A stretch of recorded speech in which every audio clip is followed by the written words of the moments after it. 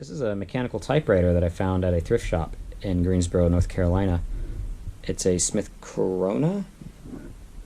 I don't know much about the year or the make. I haven't been able to find much info about it online. If I had to guess, I'd say it's from the 60s or the 70s. It's pretty interesting. It features, first of all, none of this, it doesn't use electricity, so it's all mechanical. And so it took some trial and error to try to figure out how this worked, because obviously I'm a millennial. I didn't grow up with typewriters, so this has kind of been an interesting learning experience. So these tabs here set the paper width, so you can actually use different sizes of paper in here.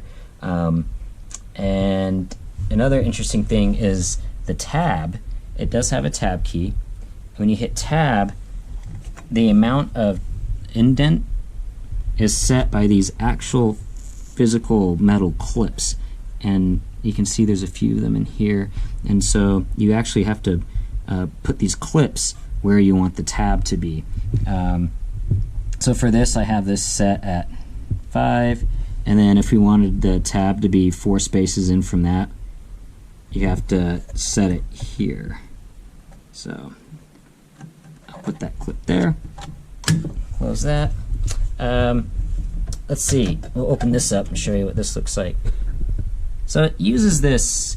The original ribbon came on these metal spools, and that's what was in this. The original ribbon was all dried out because I have no idea how old this is or how long it had been sitting around.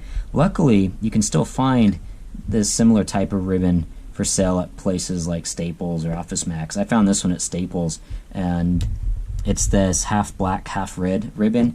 Apparently other electronic calculators and office machines still use this sort of ribbon, so you can actually still find this. As you can see, this spool's plastic because it's a more modern ribbon, so I had to drill a hole in it just so it would fit on the spindle. But other than that, it works well. There was a few things broken with it that I had to fix. The E key didn't work, so I had to kind of take it apart and fix a little arm down here that had fallen off, but I managed to fix that. And I also had to re-oil everything because a lot of these were bound in place because, again, it had been sitting for so long. But I think I have it working all right now, so let me put a sheet of paper in and I'll give a little demo of how this works.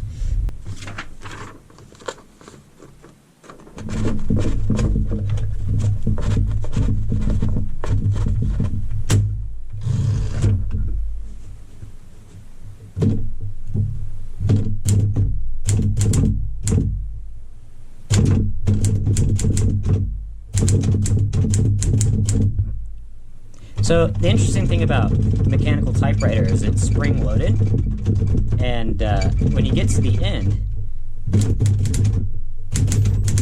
a little bell dings, and that tells you that you're getting close to the margin here, and you have to manually move this over. So you might have seen that in vintage movies, but yep, it works just like that.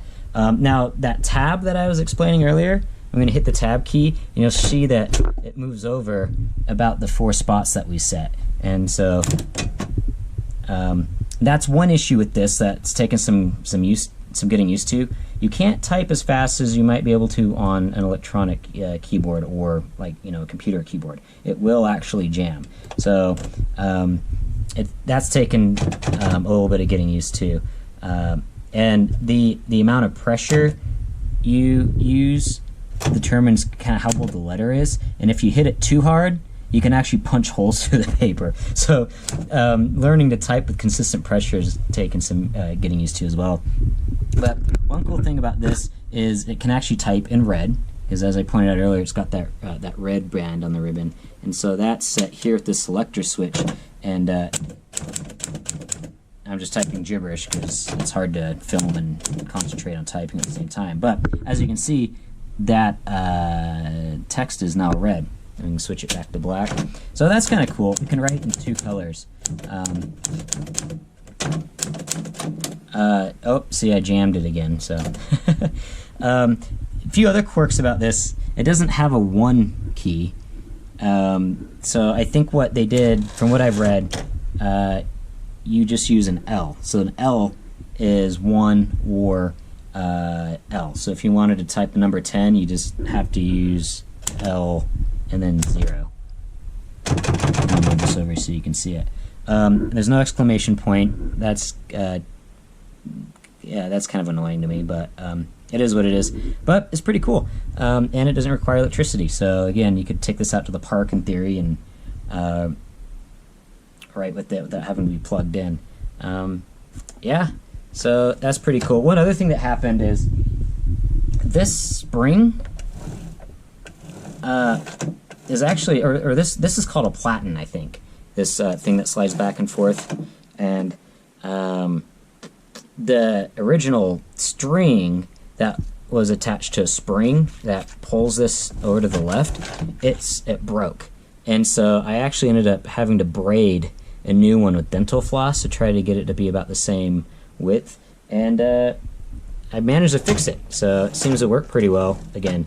So there's been a lot of little things like that I've had to fix, but yeah, there it is. Smith Corona mechanical typewriter. I have no clue what year this is, but it's a pretty cool antique, and I've written quite a few letters on it, and it works pretty well. It's kind of annoying not having autocorrect. It makes you realize how spoiled we are with modern word processors and computers.